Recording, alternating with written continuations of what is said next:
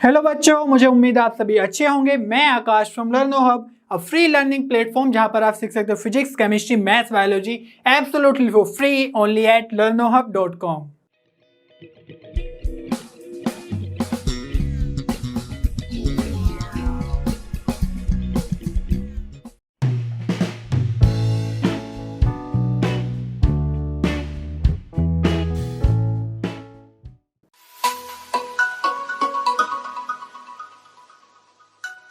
चलिए बच्चों, question number 1 start करते हैं और सभी क्वेश्चंस के साथ हम कंसेप्ट भी रिवाइज करते जाएंगे। ठीक है। If a line makes angles 90 degree, 135 degree, 45 degree with the x-axis, y and z-axis respectively, find its direction cosines। Direction cosines. तो यहां पर जो ये एंगल गिवन है 90 डिग्री बना रहा है x के साथ, है ना, और 135 डिग्री बना रहा है y एक्सिस के साथ और 45 डिग्री बना रहा है z एक्सिस के साथ। जो ये एंगल्स हैं इनको बोलते हैं डायरेक्शन एंगल्स। ठीक है, क्या बोलते हैं? Direction angles. तो अल्फा हो गया 90 डिग्री, तो जो x एक्सिस के साथ लाइन एंगल बनाता है वो होता है अल्फा, और अगर बीटा लिखना हो तो वो किसके साथ होगा? y एक्सिस के साथ, और z एक्सिस के साथ हो जाएगा हमारा गामा। तो ये आ गए हमारे डायरेक्शन एंगल्स। चलिए मैं लिख देता हूं डायरेक्शन एंगल्स, और इनको आप शॉर्ट में लिख सकते हैं DA, और S लगा दो तो डायरेक्शन एंगल्स। ठीक है। अब हमें फाइंड आउट करना है डायरेक्शन कोसाइंस। तो अगर आप इन्हीं एंगल्स में कोस लगा दो तो आपके वो आ जाएंगे डायरेक्शन कोसाइंस। ठीक है। तो डायरेक्शन कोसाइंस 3 आएंगे, जैसे यहाँ पर अल्फा बीटा गामा 3 एंगल्स है, तो वैसे ही डायरेक्शन कोसाइंस भी 3 आएंगे। उनको हम रिप्रेजेंट करते हैं LMN से। ठीक है। तो स्मॉल l कितना हो जाएगा? Cos alpha. ठीक है, मैंने बताया कि अगर आप इसी एंगल में कोस इंप्लाई कर दो, अप्लाई कर दो, तो वही आ जाएगा आपका डायरेक्शन कोसाइन। तो कोस अल्फा कितना आ जाएगा? कोस 90, और कोस 90 कितना होता है? 0। ठीक है, कितना सिंपल था। ऐसे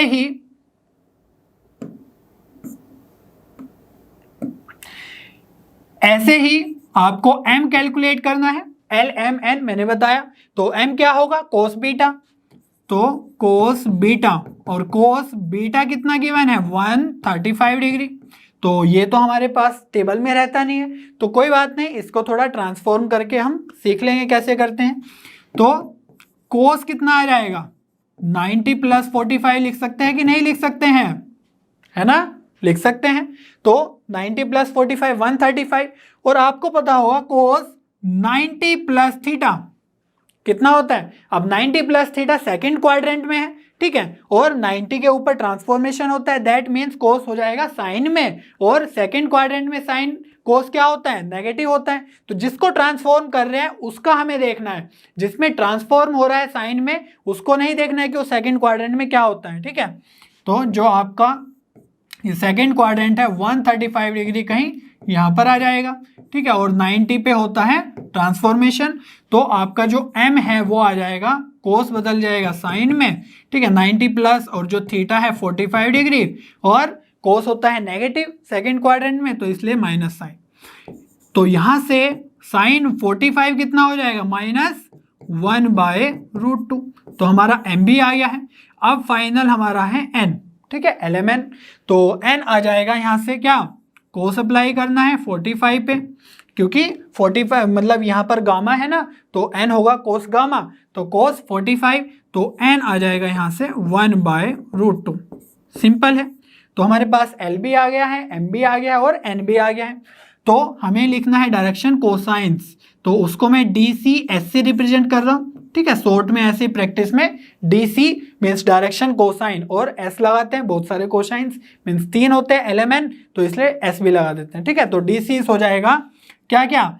L लिख देते हैं सबसे पहले, तो 0, कोमा M कितना आया? -1/√2। ठीक है, N कितना आया? 1/√2। तो ये हो गए हमारे डायरेक्शन कोसाइंस। बस इतना ही करना था, कुछ नहीं करना है। जो डायरेक्शन एंगल्स है उसी में आपको कोस अप्लाई करना है, LMN आ जाएगा, वही आपके डायरेक्शन कोसाइंस। ठीक है, चलिए फिर क्वेश्चन नंबर 2 स्टार्ट करते हैं। Find the direction cosines of a line which makes equal angles with the coordinate axis. तो यहाँ पर भी हमें डायरेक्शन कोसाइन ही फाइंड आउट करना है, और यहाँ पर जो इन्फॉर्मेशन गिवन है वो है इक्वल एंगल बना रहा है विद कोऑर्डिनेट एक्सिस। ठीक है, तो एक्स एक्सिस के साथ भी सेम एंगल, वाई एक्सिस के साथ भी सेम एंगल, और जेड एक्सिस के साथ भी सेम एंगल। तो हमारे पास जो एंगल्स है जो मैंने बताया था डायरेक्शन एंगल्स, वो क्या क्या होता है, अल्फा, बीटा और गामा। ठीक है, मैंने बताया था कि ये होते हैं हमारे डायरेक्शन एंगल्स जो एक्स, वाई और जेड एक्सिस के साथ बन रहे होते हैं, और यहां पर गिवन है कि ये इक्वल एंगल्स है। ठीक है, तो alpha equals to beta equals to gamma.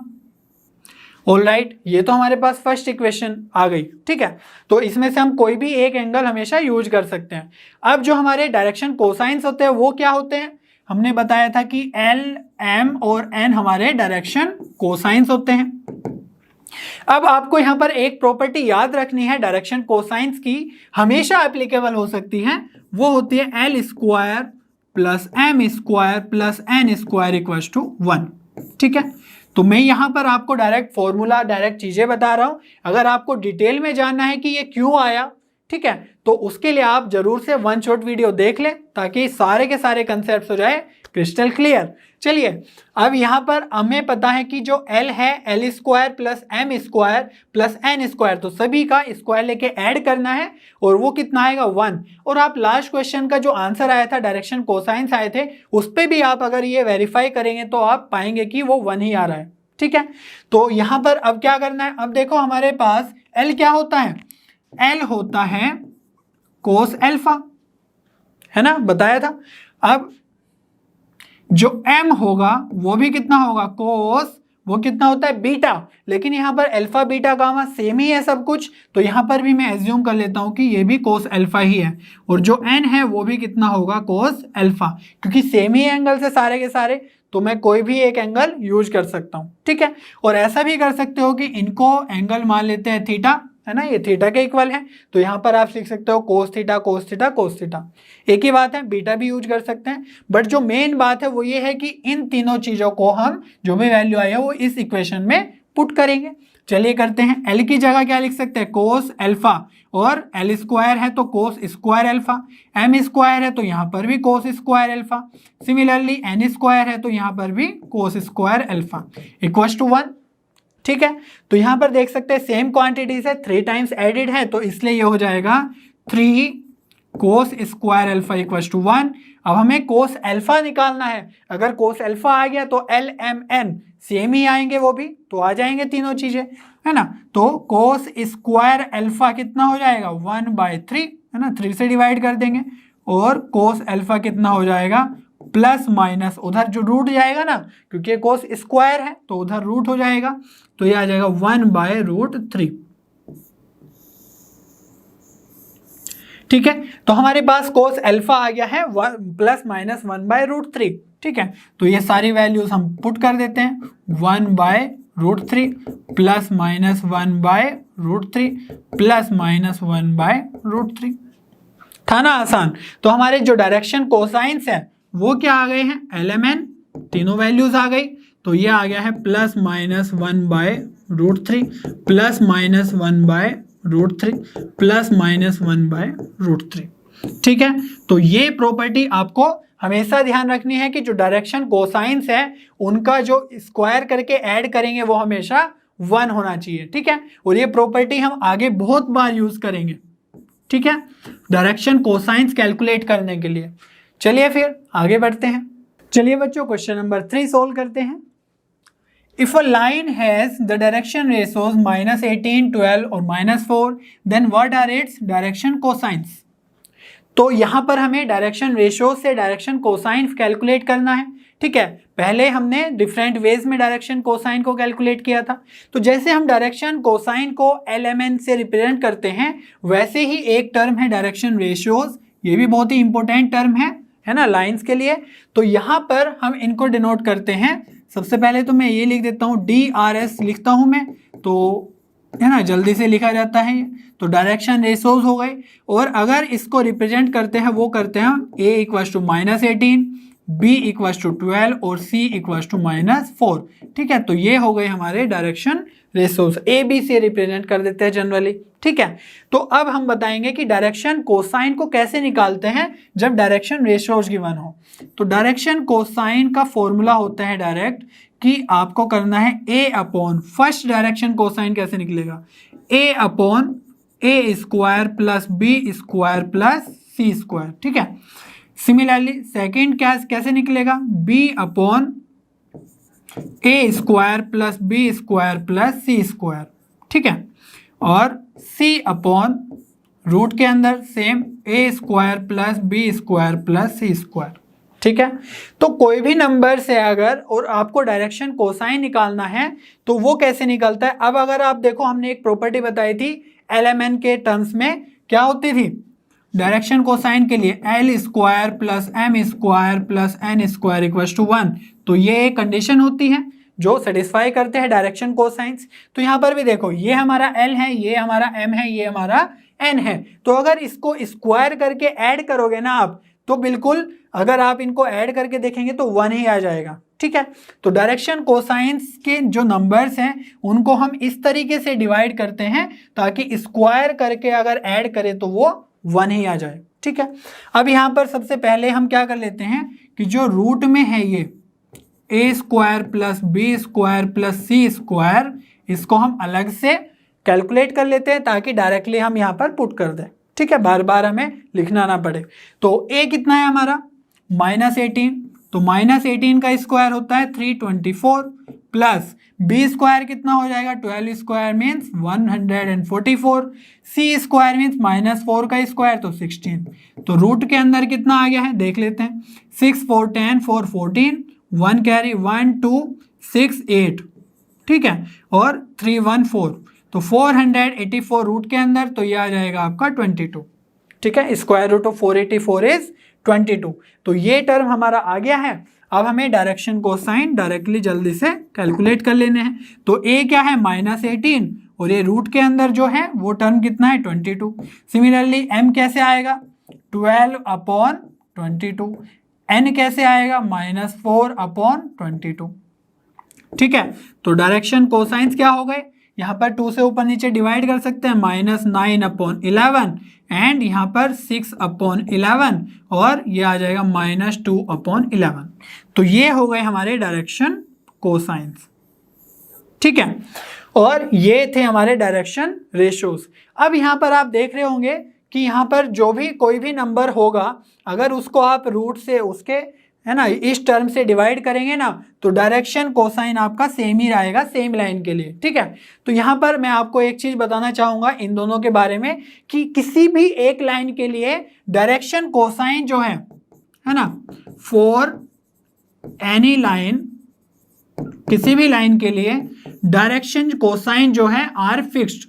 ठीक है, तो हमेशा वो फिक्स्ड नंबर होते हैं। ठीक है, कभी चेंज नहीं होंगे। और उसी लाइन के लिए डायरेक्शन रेशियोज जो है कैन वेरी या कैन बी डिफरेंट नंबर्स। ठीक है, तो यहां पर जो डायरेक्शन कोसाइन है ना, अगर इसमें जो LMN है, LMN होता है, तो ये तो है डायरेक्शन कोसाइन। अगर हमें डायरेक्शन रेशियोज की बात करनी है उसी लाइन के लिए जिसके ये LMN डायरेक्शन कोसाइन है, तो हम लिख सकते हैं KL, KM और KM। ठीक है, ये K क्या है, कोई भी रियल नंबर हो सकता है, कांस्टेंट नंबर। ठीक है, तो यहां पर ये पॉजिटिव भी हो सकता है, नेगेटिव भी हो सकता है, 1 अपॉन में भी हो सकता है, कैसे भी हो सकता है। तो डायरेक्शन कोसाइन अगर हमारे पास है तो डायरेक्शन रेशियोज फाइंड आउट करना है तो किसी भी नंबर से आप उसको मल्टीप्लाई कर दो। तो यहाँ पे आप एक बात देख पा रहे होंगे कि K तो हम कुछ भी ले सकते हैं, 10 20 25 है ना, और डायरेक्शन कोसाइन के करस्पॉन्डिंग हमारे बहुत सारे डायरेक्शन रेशियोज आ जाएंगे। तो यस, तो इसीलिए हम बोलते हैं कि जो लाइन है उस लाइन के लिए डायरेक्शन कोसाइन तो हमेशा फिक्स रहेगा, लेकिन डायरेक्शन रेशियोज बहुत सारे हो सकते हैं सेम लाइन के लिए। ठीक है, ये बातें ध्यान में रखते हुए आगे क्वेश्चन सोल्व करेंगे। तो चलिए आगे बढ़ते हैं। चलिए बच्चों, क्वेश्चन नंबर 4 सोल्व कर लेते हैं। शो दैट द पॉइंट्स 2 3 4 -1 -2 1 और 5 8 7 आर कोलिनियर। तो यहाँ पर हमें यहाँ पर 3D में है। ठीक है, 2D में नहीं, जैसे स्ट्रेट लाइन में हम बोल देते कि बताओ ये तीनों पॉइंट्स कोलिनियर है, तो कैसे करते थे, स्लोप्स निकालते थे हम, ठीक है, दो दो पॉइंट्स को लेकर उनका स्लोप निकालते थे और फिर बता देते थे कि अगर ये इक्वल हैं तो ये कोलिनियर पॉइंट्स होंगे। बट 3D में हम क्या करते हैं, इन पॉइंट्स का हम डायरेक्शन रेशियोज फाइंड आउट करते हैं, ठीक है। तो चलिए सबसे पहले डायरेक्शन रेशियोज फाइंड आउट कर लेते हैं। तो हमारा पॉइंट ए का नाम दे रहा हूं मैं 2 3 4, ठीक है, और ये जो सेकंड कोऑर्डिनेट है b -1 -2 1, सिमिलरली इसको बोल देते हैं c 5 8 और 7, ठीक है। तो किसी भी 2 पॉइंट्स को लेकर हम डायरेक्शन रेशियोज कैसे निकालते हैं, वो बहुत ही सिंपल है, ठीक है। तो क्या होगा, direction ratios of A B. तो direction ratios of A B कैसे निकालेंगे, सिंपल है। क्या आप जो ये x कोऑर्डिनेट है और y कोऑर्डिनेट है और z कोऑर्डिनेट है, तो इनका डिफरेंस लेना है, ठीक है। तो अगर कोई पॉइंट होते हैं x1 x2 x3 sorry x1 y1 z1 x2 y2 z2, तो उसका डायरेक्शन रेशियोज कैसे निकालते, मैं बता देता हूं। x1 y1 z1 और x2 y2 और z2, तो इसका डायरेक्शन रेशियोज आ जाता क्या, x2 माइनस x1, ठीक है, y2 माइनस y1, जैसे स्लोप करते थे, बट स्लोप में तो ऐसा होता था y2 minus y1 upon x2 minus x1, but यहाँ पर सिंपली माइनस करना है z2 माइनस z1, और जरूरी नहीं है कि x2 माइनस x1 ही करना है, x1 माइनस x2 भी कर सकते हो, वो भी करेक्ट ही होगा, ठीक है, बस वो अपोजिट डायरेक्शन में आ जाएगा, बट कोई बात नहीं, वो भी डायरेक्शन रेशियो ही होगा, ठीक है। तो y1 माइनस y2 भी कर सकते हैं और z1 माइनस z2, बट ऐसा मत कर देना कि x2 माइनस x1 कर दिया और बाद में y1 माइनस y2 कर दिया, ठीक है, फिर से z2 माइनस z1 कर दिया, तो ऐसा नहीं करना है। अगर आप फर्स्ट में से सेकंड को माइनस कर रहे हैं या सेकंड में से फर्स्ट को माइनस करना है, तो वही कंसिस्टेंटली तीनों में करना है, ठीक है। तो direction ratios of A B कितना आ जाएगा, 2 माइनस -3, तो 2 माइनस -1 है ना, तो ये आ गया हमारा फर्स्ट कोऑर्डिनेट, या फर्स्ट कोऑर्डिनेट नहीं, फर्स्ट वैल्यू डायरेक्शन रेशियोज की, जिसको हम ए बोलते हैं। सिमिलरली अगर हमें सेकंड निकालना है, बी पॉइंट निकालना है, तो ये हो जाएगा 3 माइनस -2, ठीक है, और ये आ जाएगा 4 माइनस 1। तो direction ratios of A B कितना आ गया है, ये आ जाएगा 2 माइनस -1 3, ये आ जाएगा 5 और ये 3, ठीक है। तो ए बी का हमारे पास आ गया है। अब हम फाइंड आउट कर लेते हैं direction ratios of B C, ठीक है। तो वो कैसे आएगा, -1 -5, तो ये आ जाएगा -6, -2 -8, तो ये आ जाएगा -10, ठीक है, और 1 माइनस 7, तो ये आ जाएगा -6। तो ये आ गए हमारे direction ratios of A B और direction ratios of B C, ठीक है। अब हमें क्या करना है, कोलिनियर दिखाना है ना, तो उसके लिए हमें करना होगा, इनका प्रोपोर्शनल चेक करना होगा, ठीक है। तो अगर direction ratios of A B और direction ratios of B C check किया जाए, तो क्या क्या होगा, 3 अपॉन -6 है ना, 5 अपॉन -10 और 3 अपॉन -6। तो आप देख सकते हैं कि ये हमेशा हर एक केस में कितना आ रहा है, 3 से 6 जाएगा 2 टाइम्स है ना, तो -1/2 आ रहा है हमेशा सारे के सारे केसेस में। तो हम लिख सकते हैं that 3 upon -6 is equal to 5 upon -10 is equal to 3 upon -6 is equal to -1/2, ठीक है। तो जब भी ऐसा हो कि डायरेक्शन रेशियोज ए बी के और बी सी के, मीन्स जो ए बी है वेक्टर है ना, उसके डायरेक्शन रेशियोज और बी सी के डायरेक्शन रेशियोज जब सेम आ जाए या प्रोपोर्शनल आ जाए, ठीक है, तो प्रोपोर्शनल के केस में हम बोलते हैं, यहाँ पे मैं लिख देता हूँ, direction ratios of A B and direction ratios of B C are proportional.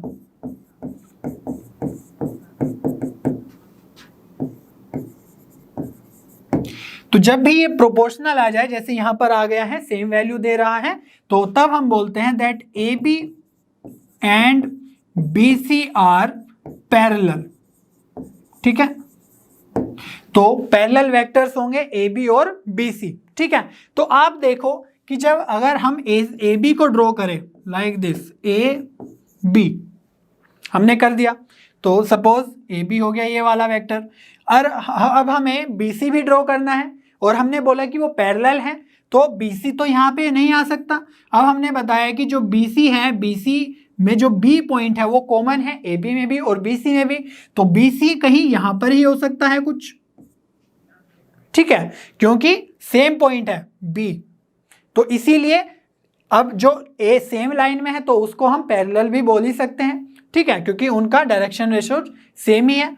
तो यहाँ पर हम बोल सकते हैं कि आप देख रहे हो कि जो ए बी, और क्योंकि यहाँ पर बी कॉमन पॉइंट है ए बी और बी सी में, तो ये भी हम यहीं पर ज्वाइन कर सकते हैं। अलग से बी और सी नहीं बना सकते क्योंकि वो सेम पॉइंट होना चाहिए बी, ठीक है। तो आप देख पा रहे हो कि ए बी सी एक ही लाइन में है, तो इसलिए हम बोल देंगे that A B C are collinear. क्यों बोल देंगे? क्योंकि जो बी पॉइंट है वो दोनों वेक्टर्स में सेम है, तो कहीं ना कहीं पे ज्वाइन करेगा ही करेगा, ठीक है। चलिए बच्चों क्वेश्चन नंबर 5 सोल्व कर लेते हैं।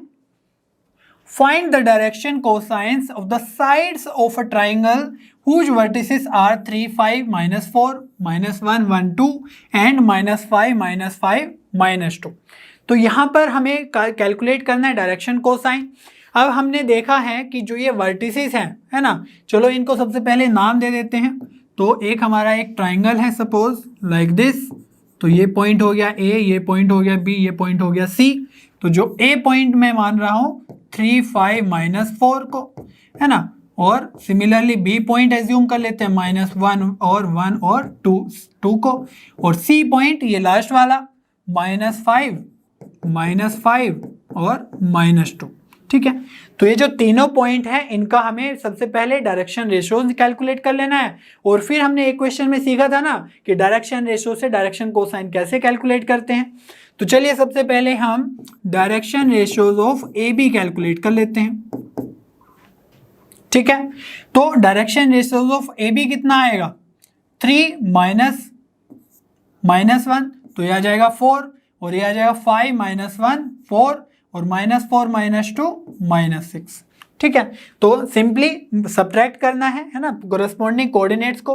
तो 3x में से हमने x1 में से x2 घटा दिया, या ऐसा भी कर सकते थे कि -1 में से हम 3 घटा सकते थे, माइनस कर सकते थे, तो यहाँ पर माइनस आ जाते, ठीक है। तो कोई फर्क नहीं पड़ता, सारे के सारे माइनस साइन से रिवर्स हो जाते हैं, ठीक है, सिर्फ इतना।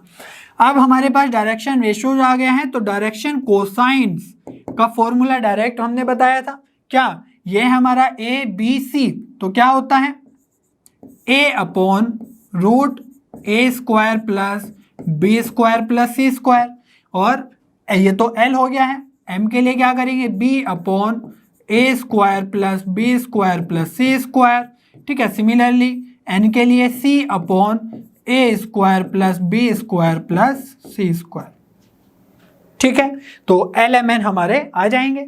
तो सबसे पहले जो ये ए बी सी आया है direction ratios of A B, इससे हम क्या कैलकुलेट कर लेते हैं a square plus B square plus C square, ताकि ज़्यादा कैलकुलेशन ना करनी पड़े, हर बार ना लिखना पड़े, ठीक है। तो ए स्क्वायर क्या हो जाएगा हमारा 4 का square which is 16, plus B भी हमारा 4 है तो 16, और सी कितना है -6, तो इसका स्क्वायर हो जाएगा 36, ठीक है। अब इनको अगर आप ऐड करेंगे तो ये कितना आ जाएगा 6 6 6, तो 8 आ जाएगा, 1 कैरी 3 4 5 6, है ना। तो 68 आ गया है, इसको लिख सकते हैं हम 4 × 17, और ये लिख सकते हैं 4 को हम बाहर ले सकते हैं रूट से, कितना आएगा √4 2, तो ये आ जाएगा आपका 2√17, ठीक है। तो चलिए 2√17 हमारा आ गया है, ये जो डिनोमिनेटर में है, तो सारी वैल्यूज पुट कर देते हैं। तो direction cosines of A B हमें कैलकुलेट करना है, तो कितना आ जाएगा, ए है अपना 4, है ना, यहाँ पर पुट करना है 4 अपॉन, और ये रूट के अंदर अभी हमने क्या कैलकुलेट किया 2√17। चलिए ये तो हो गया हमारा L, ठीक है। अब हम M कैलकुलेट करते हैं, तो यहाँ पर भी B है 4, और रूट के अंदर जो हमने नीचे कैलकुलेट किया वो है 2√17। और अगर हम n की बात करें तो n में क्या है C अपॉन, तो C हो गया -6, और अपॉन में वही अगेन 2√17। तो चलिए 2 से ऊपर नीचे डिवाइड कर देते हैं, जिसमें भी हो रहा है। तो ये आ जाएगा 2/√17, यहाँ पर भी आ जाएगा 2/√17 और यहाँ पर आ जाएगा -3/√17। ठीक है, तो ये हमारे डायरेक्शन कोसाइंस हो गए हैं ए बी के। तो ये इस साइड के डायरेक्शन कोसाइन आए हैं। ठीक है, अभी हमें direction cosine of B C भी कैलकुलेट करना होगा and direction cosines of A C भी कैलकुलेट करना होगा, लेकिन प्रोसेस बिल्कुल सिंपल है। सबसे पहले आप डायरेक्शन रेशोज कैलकुलेट करो बी सी के और ए सी के। ठीक है, और उन डायरेक्शन रेशोज से आप डायरेक्शन कोसाइंस इस फॉर्मूले से डायरेक्टली सोल्व कर सकते हैं। ठीक है, तो हर एक के लिए, हर एक साइड के लिए एक LMN आएगा आपका, वो आप इजीली कैलकुलेट कर सकते हैं। मैं सारा का सारा कैलकुलेट नहीं कर रहा हूं, सिर्फ direction cosine of A B हमने कैलकुलेट किया है। ठीक है, तो चलिए फिर आगे बढ़ते हैं। चलिए बच्चों, एक्सरसाइज 11.2 का क्वेश्चन नंबर 1 स्टार्ट करते हैं। Show that the 3 lines with direction cosines 12/3, -3/13, -4/13। ठीक है, और 4/13, 12/13, 3/13 और थर्ड लाइन है 3/13, -4/13, 12/13। तो इसको मैं नेम दे रहा हूं L1, L2 और L3। तो ये L1, L2, L3 क्या है? Equation of lines. ठीक है, तो जो L1 है इसके जो डायरेक्शन कोसाइंस है, ठीक है, तो इसको मैं बोल रहा हूं L1, स्मॉल L1 की बात कर रहा हूं, M1 और N1। ठीक है, हमने बताया था ना डायरेक्शन कोसाइन को LMN से रिप्रेजेंट करते हैं। तो L1, M1, N1 और सिमिलरली यहां पर हो जाएगा L2, M2 और N2 और यहां पर डायरेक्शन कोसाइंस को मैं लिख देता हूं L3, M3 और N3। ठीक है, तो ये हमने नोटेशन लगा दी यहां पर।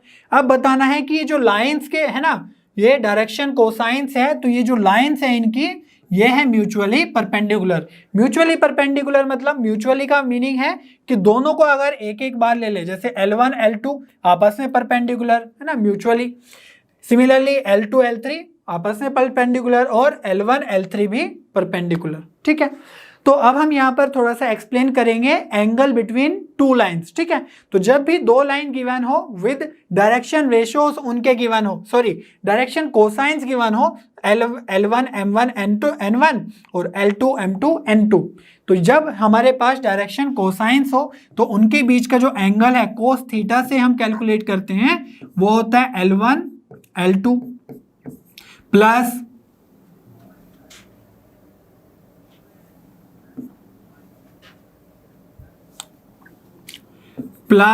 M1, M2 plus N1, N2। ठीक है, तो ये होता है कोस थीटा और इसमें आप ये भी लगा सकते हैं मोड, तो जो भी पॉजिटिव वैल्यू आएगी और फिर उससे थीटा कैलकुलेट कर लेंगे। ठीक है, बट यहाँ पर हमें थीटा कैलकुलेट करने की जरूरत नहीं है, हमें बताना है कि म्यूचुअली परपेंडिकुलर। परपेंडिकुलर मींस दोनों लाइन के बीच, सपोज एक लाइन ऐसे है और एक लाइन ऐसे है, तो उनके बीच में 90 डिग्री का एंगल होगा ना, म्यूचुअली परपेंडिकुलर है तो 90 डिग्री का एंगल होगा। दैट मीन्स जो थीटा है एंगल बिटवीन टू लाइन्स वो हो गया हमारा कोस 90 इस केस के लिए, म्यूचुअली परपेंडिकुलर दिखाने के लिए। तो कोस 90 होता है हमारा 0, तो 0 equals to L1, L2 plus M1, M2 plus N1, N2। ठीक है, तो ये हमें शो करना है। अगर हमने इन डायरेक्शन कोसाइंस को 0 के इक्वल पुट कर दिया है ना, शो कर दिया इनका प्रोडक्ट, तो हम बोल देंगे कि ये म्यूचुअली परपेंडिकुलर है, क्योंकि 0 मीन्स कोस 90 और 90 मीन्स म्यूचुअली परपेंडिकुलर। ठीक है, तो सबसे पहले हम देखते हैं L1 और L2 के केस को। ऑलराइट, तो L1 और L2 के लिए जो हमारा L1, M1, N1 है ये वाली वैल्यूज हैं और L2, M2, N2 ये वाली वैल्यूज हैं। ठीक है, तो चलिए यहीं पर मैं कैलकुलेट कर देता हूं। तो L1, M1 प्लस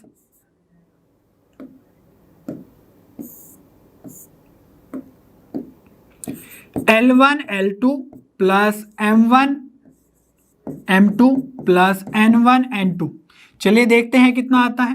तो L1 कौन सा हमारा 12/13, तो 12/13 और L2 कितना है दूसरी लाइन का 4/13। ऑल राइट, M1 कितना है -3/13 और M2 कितना है यहाँ पर है 12/13। n1 कितना है -4/13 और n2 कितना है वो है 3/13। ठीक है, तो यहां पर जो मैंने बताया एंगल बिटवीन द लाइंस वो उस केस में बताया जब हमें डायरेक्शन कोसाइंस गिवन हो। ठीक है, और जब डायरेक्शन रेशियोज गिवन हो तो आप डायरेक्शन रेशियोज से डायरेक्शन कोसाइन मत कन्वर्ट कर लग जाना कि डायरेक्शन कोसाइन करते और फिर ये फॉर्मूला लगाएंगे। नहीं, डायरेक्शन को रेशियो जब गिवन हो तो हम एक अलग फॉर्मूला बताएंगे। ठीक है, सिमिलर ही है वो। तो यहाँ पर आगे बढ़ते हैं। तो यहाँ से आप देखो जो डिनोमिनेटर है ये हमारा एक टर्म है ना, तो यहाँ पर डिनोमिनेटर है 13 × 13, तो ये हो जाएगा 169 और 12 × 4 आ जाएगा न्यूमरेटर में, तो ये आ जाएगा आपका 48। सिमिलरली यहाँ पर माइनस है तो माइनस बाहर आ जाएगा और डिनोमिनेटर में तो 169 और ऊपर आ जाएगा न्यूमरेटर में 3 × 12 तो 36। ठीक है, यहाँ पर देखो यहाँ पर भी सेम 169 आ जाएगा और यहाँ पर आ जाएगा -4 × 3 तो -12। ठीक है, ये माइनस आप यहाँ पर भी लगा सकते हैं, कोई बात नहीं। तो यहाँ पर देखो जो डिनोमिनेटर है वो तो सेम ही है, तो एलसीएम आ जाएगा 169 और न्यूमरेटर में क्या आएगा 48 -36 -12, तो -36 -12 कितना होगा -48 और प्लस का भी 48 है। दैट मीन्स जो न्यूमरेटर है वो हो जाएगा 0 और 0 अपॉन समथिंग 169 कुछ भी लिख दो तो वो होगा हमेशा 0। तो हम बोल सकते हैं कि जो ये L1 L2 है ना कोस थीटा वो कितना आ गया है 0। तो वही हमने केस बताया था कि जब भी 0 आ जाएगा दैट मीन्स कोस 90 और 90 मीन्स म्यूचुअली परपेंडिकुलर।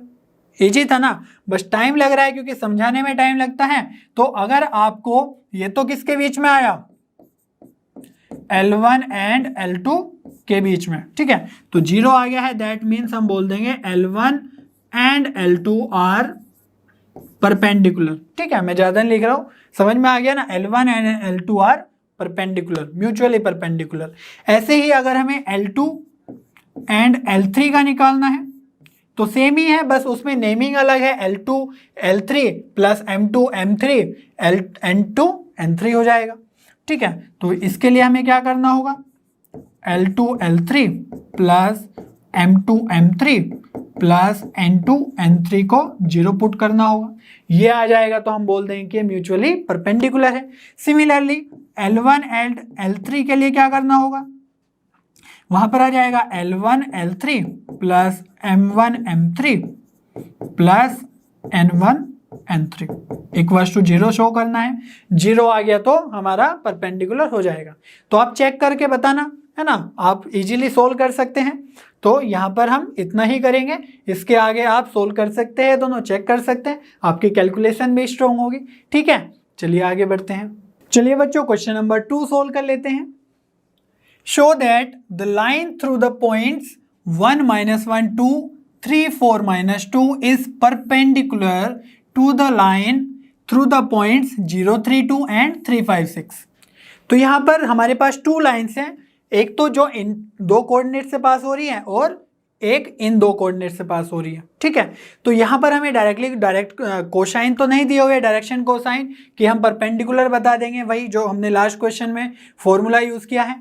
बट यहाँ पर हमें पता है कि अगर कोऑर्डिनेट्स दिए हुए हैं तो हम डायरेक्शन रेशियोज बहुत इजीली फाइंड आउट कर लेते हैं। सिंपली उनका है ना डिफरेंस फाइंड आउट करना है, x1 माइनस x2 करना है या x2 माइनस x1।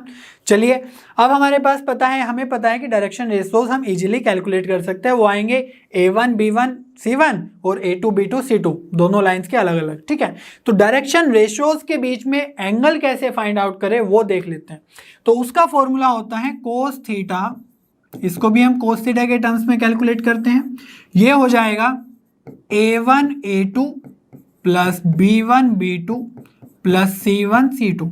ठीक है, और डिनोमिनेटर में भी आएगा ये a1 square plus b1 square plus c1 का स्क्वायर, और यहाँ पर आएगा a2 square plus b2 square plus c2 square. ठीक है, तो ये हमारा एंगल आ गया है। अब इसमें हमें क्या करना है, परपेंडिकुलर बताना है। तो परपेंडिकुलर के लिए क्या होना चाहिए, थीटा 90 डिग्री होना चाहिए, करेक्ट। तो थीटा इक्वल्स टू अगर 90 पुट कर दे तो कोस 90 कितना हो जाएगा, ये तो हो जाएगा 0। ठीक है, तो हम बोलते हैं कि जो for theta equals to 90 degree क्या कंडीशन होनी चाहिए, A1 A2 plus B1 B2 plus C1 C2। ठीक है, जो न्यूमरेटर है वो जीरो होना चाहिए। ठीक है, क्योंकि अगर वो जीरो हो गया तो ओवरऑल टर्म जो है वो जीरो हो जाएगा।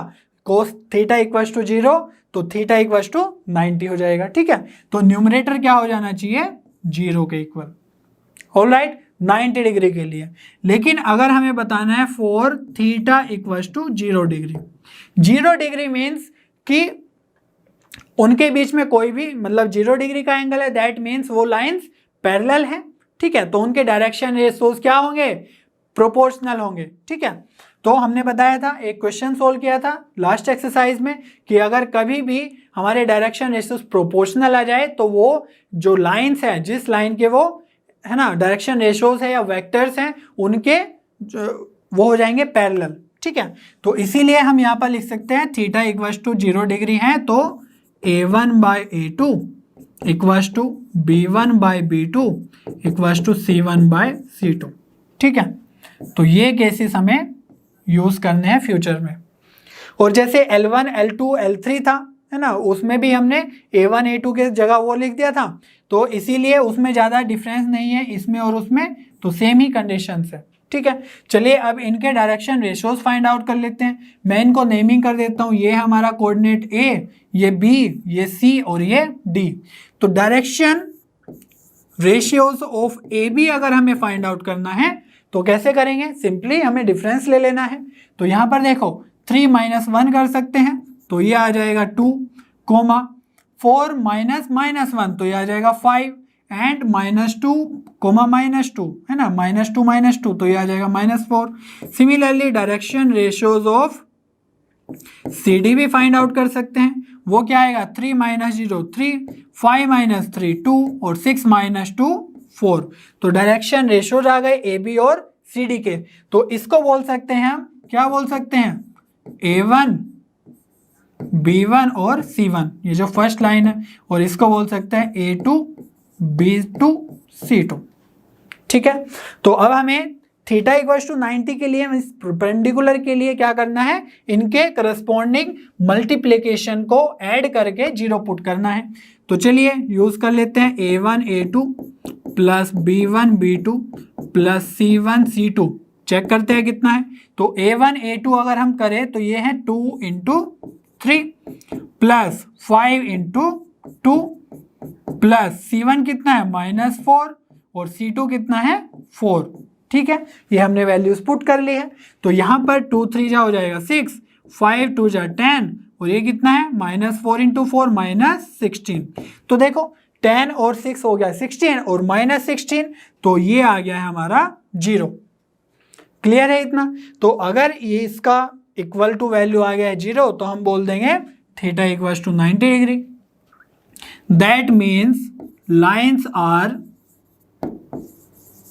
परपेंडिकुलर। ठीक है, बस इतना ही करना है और ज़्यादा कुछ करना नहीं है। ये फॉर्मूलाज आपको याद होने चाहिए है ना, तो डायरेक्टली फॉर्मूला बेस्ड क्वेश्चंस होते हैं। बाद में हम सीखेंगे कि फॉर्मूला को भी इजीली कैसे यूज किया जा सकता है। आपको बहुत ज़्यादा रटने की जरूरत नहीं है, बेसिक फॉर्मूलाज हैं, प्रैक्टिस के साथ याद हो जाते हैं। ठीक है, चलिए आगे बढ़ते हैं।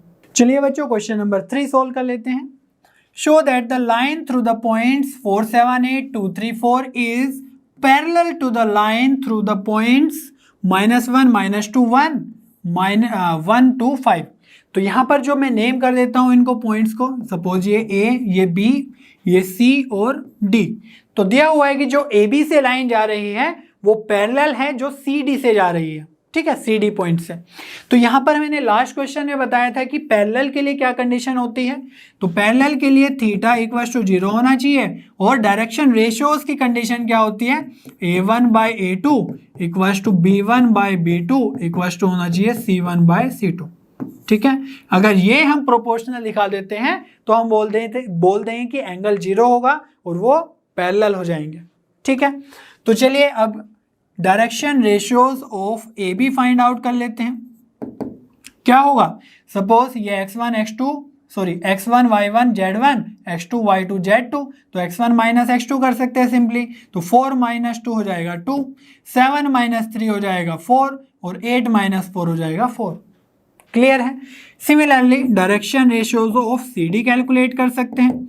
कितना आएगा, यहाँ से कर लो -1 और -1 है ना, x1 माइनस x2 कर लेते हैं तो यह जाएगा -2, यहाँ पे -2 और फिर -2 तो यह जाएगा -4। सिमिलरली 1 - 5 आ जाएगा -4। तो डायरेक्शन रेशियोज आ गए हैं AB के और CD के। तो चलिए देखते हैं इनका A1/A2 कितना वैल्यू होगा।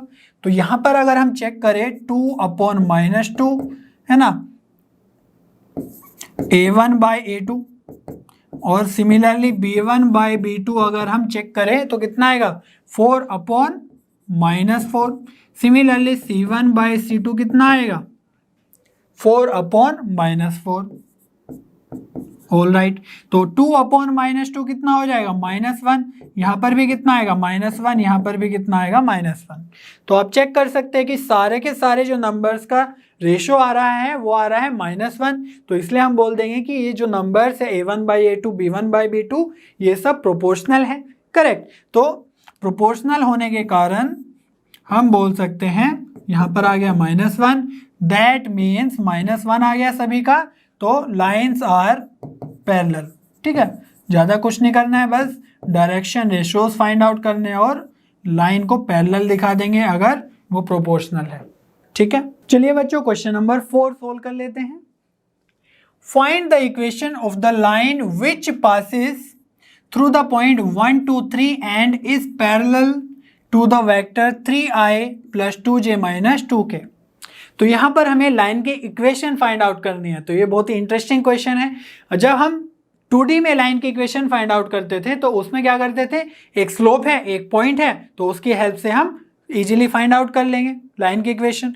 बट यहाँ पर क्या है, पॉइंट है एक, है ना, लेकिन ये है पैरेलल वेक्टर। ठीक है, तो 3D में जो जब लाइन की इक्वेशन फाइंड आउट करनी है उसका मैं डायरेक्टली फॉर्मूला बता रहा हूँ। तो R वेक्टर होता है A vector plus lambda B vector.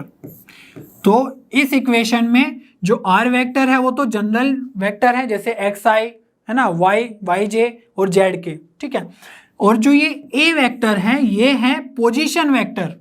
किसका पोजीशन वेक्टर, जो पॉइंट से पास कर रहा है लाइन उसका पोजीशन वेक्टर। सपोज ये A पॉइंट है, हम कंसिडर कर लेते हैं। ठीक है, तो A पॉइंट है तो हमें position vector of A find out करना है, तो उसको लिखेंगे हम OA।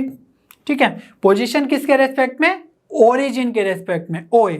ठीक है, तो जैसे सपोज ओरिजिन तो हो गया हमारा 0 0 0 और A है अपना 1 2 3।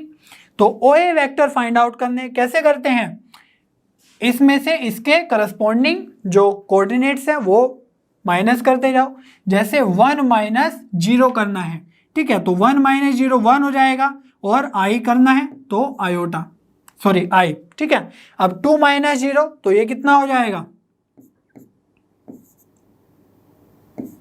2j। सिमिलरली 3 - 0 तो ये आ जाएगा 3k। तो हमारे पास जो पोजीशन वेक्टर आ गया है OA, इसको हम स्मॉल a से रिप्रेजेंट कर देंगे। तो यही क्या हो गया हमारा position vector of the point जिसके थ्रू लाइन पास कर रही है। ठीक है, तो ये आ गया है I कैप 2j कैप और 3k कैप। ठीक है, तो ये हमारा क्लियर हो गया है पोजीशन वेक्टर।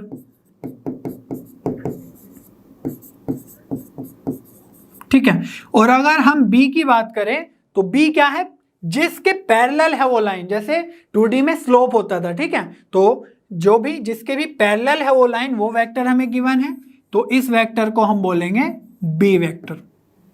क्लियर है इतना। तो इस लाइन को हम इजीली पुट कर सकते हैं, लिख सकते हैं। तो R वेक्टर क्या आ जाएगा, ये लाइन की इक्वेशन क्या आ जाएगी, I cap plus 2j cap plus 3k cap.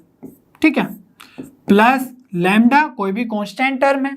ठीक है, और B वेक्टर लिखना है तो ये है अपना जिसके पैरेलल है line 3i cap plus 2j cap minus 2k cap. ठीक है, तो ये हो गई हमारी लाइन की इक्वेशन जो इस पोजीशन वेक्टर के या इस पॉइंट से पास हो रहा है और इस वेक्टर के पैरेलल है। ठीक है, तो इसको बोलते हैं हम वेक्टर इक्वेशन ऑफ लाइन। क्या बोलते हैं? Vector equation of line. एक तरीका और होता है कैलकुलेट करने का, कार्टेशियन फॉर्म। ठीक है, कार्टेशियन फॉर्म ऑफ लाइन। तो यहां पर अभी हम वेक्टर इक्वेशन, वेक्टर फॉर्म ही कैलकुलेट कर रहे हैं। तो नेक्स्ट क्वेश्चंस में हम देखेंगे कार्टेशियन फॉर्म को कैसे कैलकुलेट किया जाता है, या कार्टेशियन से वेक्टर में कैसे कन्वर्ट किया जाता है, या वेक्टर से कार्टेशियन में कैसे कन्वर्ट किया जाता है। ठीक है, चलिए बच्चों क्वेश्चन नंबर 5 देख लेते हैं।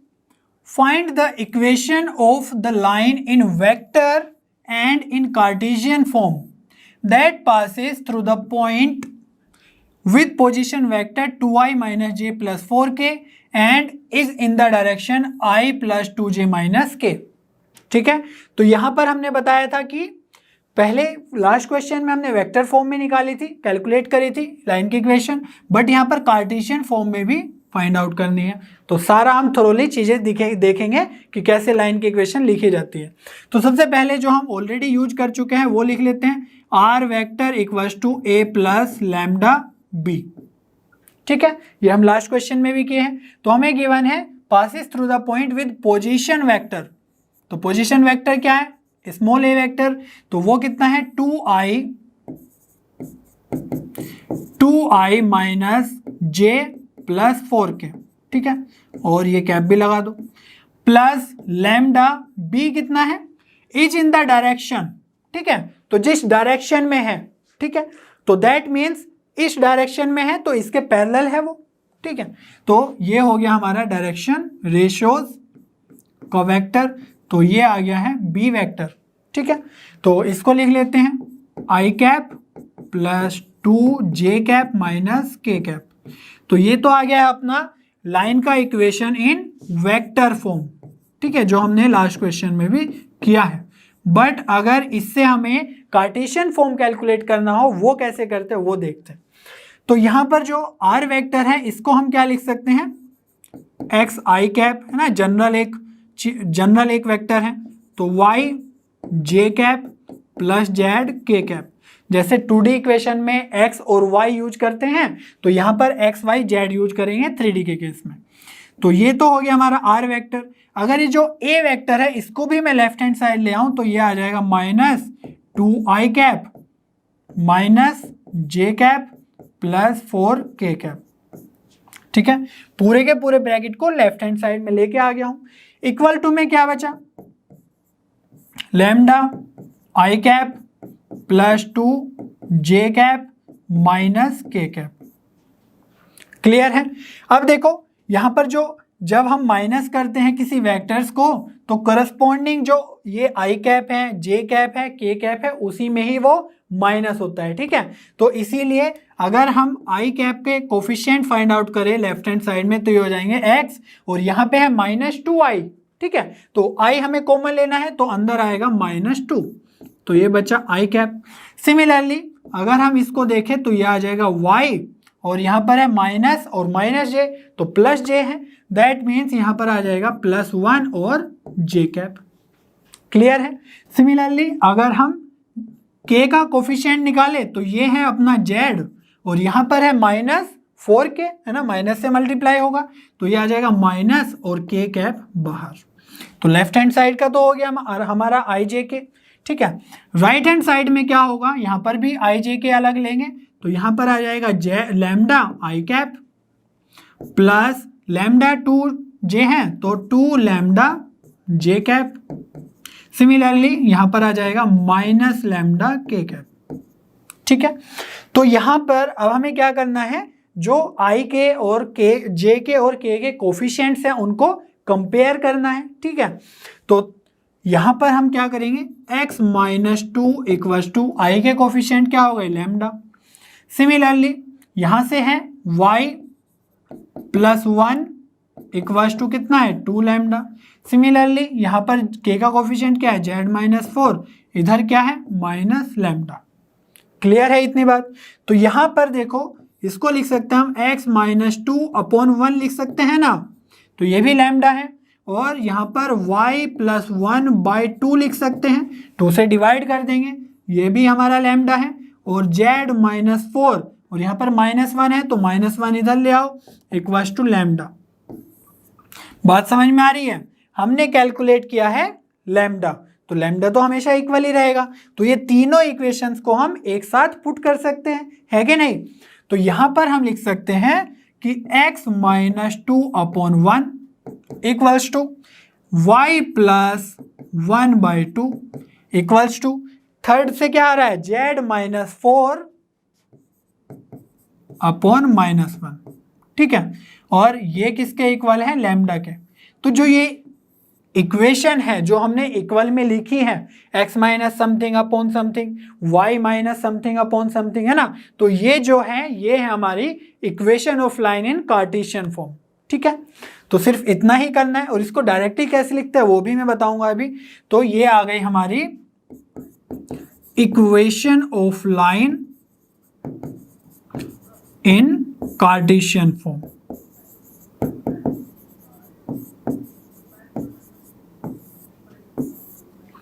ठीक है, तो इसको थोड़ा और एक्सप्लोर करते हैं।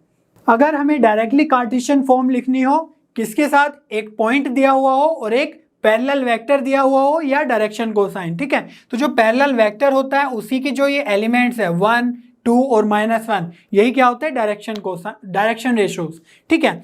तो अगर हमारे पास वो है, क्या है, x1, y1 और z1 है, ये क्या हुआ, पॉइंट जिससे लाइन पास कर रही है, और डायरेक्शन रेशियोज हैं, ठीक है।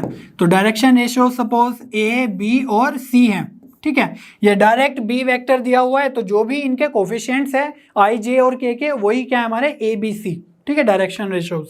तो इससे डायरेक्ट लाइन लिखने के लिए क्या करते हैं हम, x - x1, तो जिस पॉइंट से पास हो रही है वही, जैसे 2D में करते थे y - y1, ठीक है, equals to m x - x1, तो यहां पर हो जाएगा x - x1 अपॉन में a, ठीक है, सेम y - y1 अपॉन में b, ठीक है, equals to z - z1 upon में c। क्लियर है इतनी बात? तो ये हमारी आ जाएगी कार्टेशियन फॉर्म में डायरेक्टली इक्वेशन, जब पॉइंट दिया हो किससे पास कर रहा है, और डायरेक्शन रेशियोज या वेक्टर दिया हो उससे हम डायरेक्शन रेशियोज लिख सकते हैं। अब यहाँ पर क्या है, यहाँ पर थोड़ा सा अगर हम इसको ध्यान से देखें तो देखो x - 2 लिखा हुआ है अपॉन 1 इक्वल्स टू y +1 को क्या लिख सकते हैं, -1 लिख सकते हैं कि नहीं, इक्वल्स टू z -4 -1, ठीक है। तो ये इक्वेशन है हमारी इस लाइन के थ्रू। तो यहाँ पर जो ये पॉइंट है, ठीक है, x माइनस ये क्या है, x1 है, ठीक है। तो अगर कंपेयर करें तो यहां से x1 क्या आ जाएगा 2, y1 क्या आ जाएगा -1 और z1 क्या आ जाएगा 4। समझ में आ रही है बात? और a कितना आ जाएगा 1, b कितना आ जाएगा 2 और c कितना आ जाएगा -1, ठीक है। अगर आप ये देखें तो जो हमारा पोजीशन वेक्टर था उसके जो ये है कोफिशिएंट्स है, तो इससे हम क्या लिख सकते हैं पोजीशन वेक्टर की हेल्प से कि ये कोऑर्डिनेट, ये जो लाइन है वो 2 - 1 4 से पास कर रही है, और यहाँ पर भी हमने देखा 2 - 1 4 से ये है ना हमारी कार्टेशियन फॉर्म की इक्वेशन आई। सिमिलरली जो हमारा ये जिस डायरेक्शन में ड्रॉ किया गया है लाइन, वो उसके जो कोफिशिएंट्स है वो क्या है 1, 2 और -1, तो 1, 2 और -1। समझ में आ रही है बात? तो कंफ्यूज नहीं होना है। अगर आपको डायरेक्टली पॉइंट दे दिया गया, डायरेक्शन रेशियो दे दिया गया, तो ये कर लेना है सिंपली, ठीक है। और अगर आपको डायरेक्टली ये दिया है और डायरेक्शन दी हुई है तो आप वैसे भी कर सकते हैं, वेक्टर से कार्टेशियन में भी, ठीक है। तो आपकी इच्छा है, कैसे भी कर लो, आंसर सही आना चाहिए, ठीक है। चलिए बच्चों क्वेश्चन नंबर 6 सोल्व कर लेते हैं। Find the Cartesian equation of the line which passes through the point -2, 4, -5 and parallel to the line given by x plus 3/3 equals to y - 4/5 equals to z plus 8/6। तो यहां पर भी हमें line की equation find out करनी है जो इस पॉइंट से पास हो रहा है, ये तो क्लियर है, बट ये गिवन है कि वो इस लाइन के पैरेलल है, ठीक है। तो हमने बताया था कि जब भी कोई दो लाइन पैरेलल हो तो जो उनके डायरेक्शन रेशियोज हैं वो हमेशा प्रोपोर्शनल होते हैं, ठीक है, और आप उनको अगर सेम भी यूज करें तो भी एक ही बात है, ठीक है। सेम डायरेक्शन रेशियो यूज करेंगे तो जो उनको डिवाइड करके आएगा a1/a2 वो 1 आ जाएगा, फिर भी हम बोलेंगे कि वो प्रोपोर्शनल ही है, ठीक है। तो यहाँ पे हमें जो x1, x2, x3, x1, y1 और z1 है वो तो गिवन है, ठीक है। कार्टेशियन इक्वेशन लिखने के लिए क्या होता है Cartesian equation, x minus x1 upon a equals to y minus y1 upon b equals to z minus z1 upon c। बस इतना लिखना है। तो x1, y1, z1 तो गिवन है, बस हमें abc चाहिए। abc कहाँ से आएंगे, बोला गया है कि इसके पैरेलल है, इस लाइन के।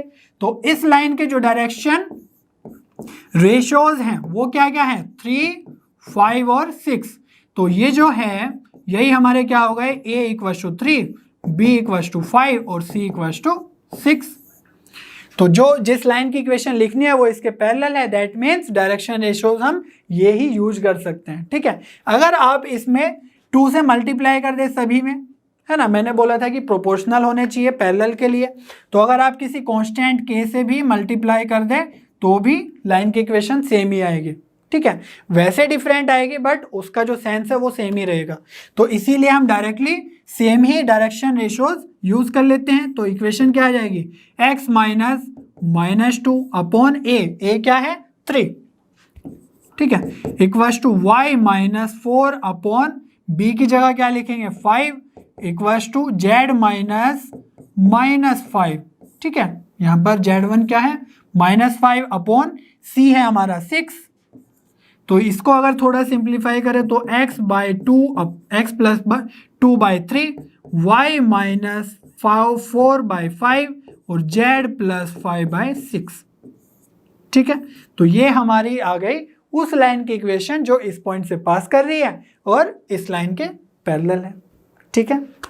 बच्चों आज हम क्वेश्चन नंबर 6 तक ही सोल्व करेंगे। मुझे उम्मीद है आपको सभी क्वेश्चंस और उनमें यूज किए हुए सारे कंसेप्ट बहुत ही अच्छे समझ में आए होंगे। नेक्स्ट वीडियो में हम क्वेश्चन नंबर 7 से स्टार्ट करेंगे। तब तक लर्नो हब पे बने रहिए क्योंकि लर्नो हब पे सभी कंटेंट फ्री है पर बेस्ट है।